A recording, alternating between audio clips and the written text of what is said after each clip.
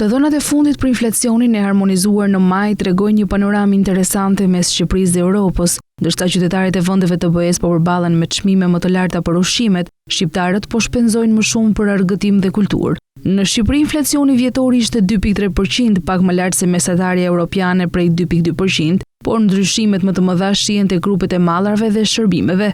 Tek ushqimet rritja e çmimeve ishte vetëm 1.8% në vendin tonë, ndërsa në Europë inflacioni arriti në 3.6%, por në të kundërt, çmimet për argëtim dhe kulturë në Shqipëri u rritën me plot 8.4%, krahasuar me vetëm 1.6% në BE. Po ashtu shqiptarët po përballen me çmime më të larta edhe për mobilim dhe pajisje shtëpie me 3.4%, ndërsa në Europë ky grup ka një normë prej 0.7%. Edhe komunikimi kushton më shumë te ne me 1.5%, ndërsa në BE çmimet për këtë grup kanë rënë ndjeshëm me -2.6%. Në sektorin e shëndetësisë dhe arsimit Europa duket se ndjen më shumë rritjen e çmimeve, ku arsimi u rrit me 4.7% në BE ndaj vetëm 1.8% në Shqipëri, ndërsa shëndeti me 3% në BE dhe vetëm 1.1% në vendin tonë. Nga ana tjetër, Shqipëria është më e butë me qerat dhe energjinë me një rritje prej vetëm 0.8%, ndërsa në BE kjo kategori u rrit me plot 3%.